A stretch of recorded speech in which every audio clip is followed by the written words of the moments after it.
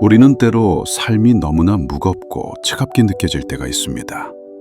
열심히 달려가고 있다고 생각했지만 문득 돌아보면 손에 쥔 것은 모래알처럼 빠져나가고 마음의 허기는 무엇으로도 채워지지 않는 기분이 들기도 합니다. 그렇게 우리는 늘 무언가가 부족하다고 느낍니다. 왜 우리는 더 많이 가질수록 더 외로워지고 더 많이 배울수록 마음의 빈틈은 더 커져만 가는 걸까요? 통장의 잔고, 이력서의 한 줄, 혹은 타인보다 뒤처진다는 불안감이 우리 삶의 온도를 늘 영하로 떨어뜨리곤 합니다. 조금만 더 가지면, 조금만 더 배우면 행복할 텐데 라는 생각은 우리를 끝없는 갈증 속으로 밀어넣습니다.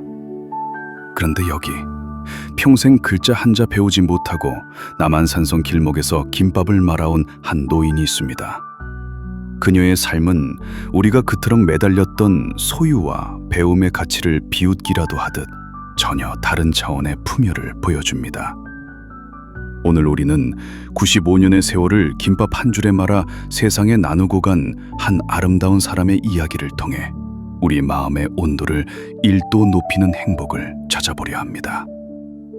박춘자 할머니는 10살 어린 나이에 경성역 차가운 바닥에서 김밥 장사를 시작했습니다. 일제강점기와 전쟁의 풍파 속에서 어머니 없이 홀아버지 밑에서 자라며 배움의 기회는커녕 끼니를 걱정해야 했던 삶이었습니다. 50년 넘게 새벽 4시면 어김없이 일어나 등산객을 위한 김밥을 말았고, 그렇게 번 돈은 자신의 집 한 채 마련하는 데 쓰지 않았습니다.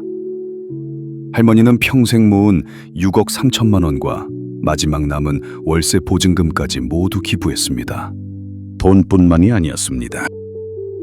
60세부터는 연고 없는 지적장애인 11명을 집으로 데려와 친자식처럼 돌보며 살았습니다. 할머니에게 김밥은 단순한 음식이 아니라 타인의 허기를 채워 자신을 구원했던 유일한 언어였던 것입니다. 할머니는 내가 배고파봐서 그 서름을 안다고 하셨습니다. 심리학에서 말하는 최고의 치유는 자신의 상처를 타인의 상처를 고치는 약재로 사용하는 이타적 승화입니다. 우리는 흔히 내 문제가 해결되어야 남을 도울 수 있다고 믿지만, 사실은 남의 아픔에 손을 뻗을 때 내 아픔이 가장 먼저 아물게 됩니다.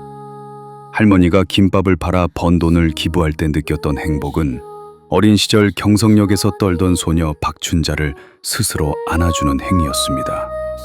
우리도 이제는 나의 결핍을 부끄러워하거나 숨기지 않아야 합니다. 오히려 그 결핍이 있기에 우리는 누군가의 고통에 공명할 수 있는 깊은 마음의 주파수를 갖게 되는 것입니다. 우리의 상처는 누군가에게 가장 따뜻한 집이 될 수 있습니다. 글을 읽지 못한다는 서름은 할머니를 위축시키는 대신 타인의 배움을 돕는 강렬한 동기가 되었습니다.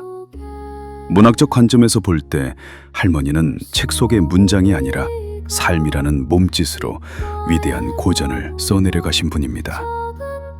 우리가 흔히 말하는 자기 효능감은 학벌이나 지위에서 오는 것이 아닙니다. 내가 세상에 어떤 가치를 보태고 있는가라는 존재론적 확신에서 오는 것입니다. 할머니는 장학금을 전달하며 학생들의 미래에 자신의 못다한 꿈을 투사하셨습니다. 지식은 머리에 머물지만 지혜는 손끝에서 완성된다고 했습니다. 가진 게 없어서 아무것도 할 수 없다는 생각은 우리 뇌가 만든 가장 비겁한 변명입니다. 할머니의 투박한 손마디가 증명하듯 진심은 기술보다 훨씬 강력한 힘을 발휘합니다. 60세의 나이에 11명의 지적장애인을 부무신 할머니의 선택은 현대 심리학이 추구하는 확장된 자아의 절정입니다. 우리는 보통 나를 보호하기 위해 마음의 성벽을 높이 쌓지만 그럴수록 고립과 우울이라는 적에게 취약해집니다. 하지만 할머니는 담장을 허물고 타인을 들임으로써 오히려 세상에서 가장 안전하고 풍요로운 마음의 궁전을 지으셨습니다. 좁은 임대 아파트였지만 그곳은 11명의 생명이 숨쉬는 우주였습니다. 마음이 답답하고 세상이 좁게 느껴진다면 지금 나의 시선이 오직 나라는 거울에만 고정되어 있는 것은 아닌지 점검해 보십시오. 거울을 깨고 창을 내어 타인을 바라볼 때 비로소 우리는 나라는 감옥에서 해방되어 진짜 자유를 만날 수 있을 것입니다. 삶의 마지막 순간, 남은 월세, 보증금까지 기부하신 행위는 인간이 운명에 저항할 수 있는 가장 고결한 방식입니다. 대개 인간은 죽음 앞에서 모든 것을 빼앗긴다고 느끼며 무력감에 빠지지만 할머니는 스스로 모든 것을 내어줌으로써 죽음조차 자신의 의지를 꺾지 못하게 만드셨습니다. 이것은 심리적으로 볼 때 인생 전체에 대한 주도권을 완벽히 장악한 상태를 의미합니다. 우리는 무엇을 더 소유해야 안전할 것이라 믿으며 안간힘을 쓰지만 역설적이게도 비워낼 때 비로소 우리는 그 무엇에도 휘둘리지 않는 주인이 됩니다. 할머니가 보여주신 비움의 미학은 죽음을 앞둔 공포마저 찬란한 마침표로 바꾸는 인생의 마지막 연금술이었다고 생각합니다.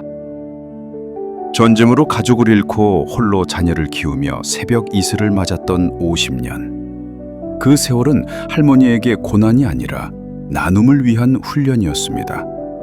심리학적 회복 탄력성은 사건 그 자체가 아니라 그 사건에 어떤 이름을 붙이느냐에 따라 결정됩니다. 할머니는 자신의 고통에 비극이라는 이름 대신 준비라는 이름을 붙이셨습니다. 지금 우리를 괴롭히는 시련들도 마찬가지입니다. 그것은 우리를 무너뜨리려는 장애물이 아니라 훗날 누군가에게 건넬 따뜻한 위로의 미천이 될 원석이 되는 것입니다.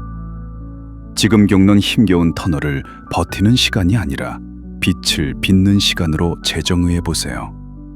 우리의 삶은 우리가 부여한 의미의 크기만큼 깊어지고 넓어집니다. 할머니는 돈이 생겨 먹을 것을 사 먹었을 때 너무 행복했고 그 행복을 나눠주고 싶었다고 하셨습니다.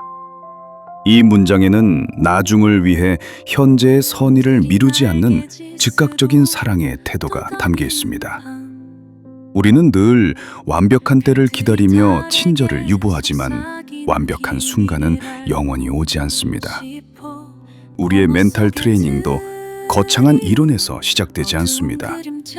오늘 내 곁에 누군가에게 건네는 따뜻한 눈길 하나, 할머니가 김밥에 담았던 그 소박한 진심이면 충분합니다.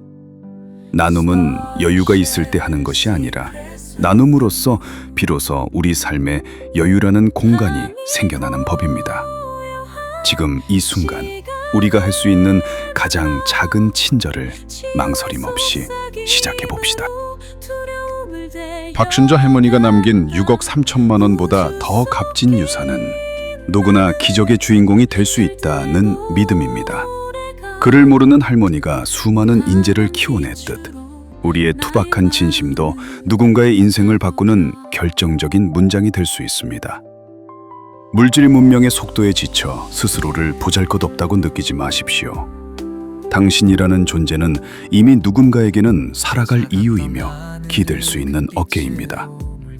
할머니가 새벽마다 김밥을 말며 기도했던 그 정성으로 오늘 하루 우리 자신과 이웃을 대우해 줍시다.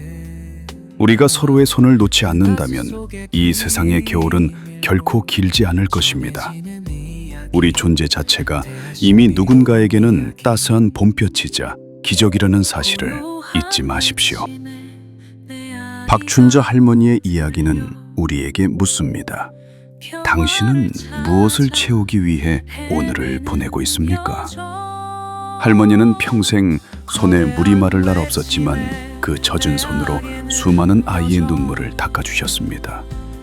글자 대신 사랑하는 법을 익혔고 소유 대신 존재로 자신을 증명하셨습니다. 이제 그 따뜻한 김밥 한 줄의 온기를 우리가 이어받을 차례입니다. 거창한 기부나 위대한 업적이 아니어도 좋습니다. 오늘 하루 곁에 있는 이에게 고생 많았어 라고 건네는 다정한 말 한마디가 바로 할머니가 우리에게 남기고 간 진짜 유산입니다. 할머니가 하늘의 너른 품에서 편히 쉬시듯 우리도 서로의 품이 되어주는 넉넉한 하루가 되기를 소망합니다. 고단했던 할머니의 손길이 우리 모두의 가슴 속에 영원한 등불로 남기를 기도합니다. 시청해 주셔서 감사합니다.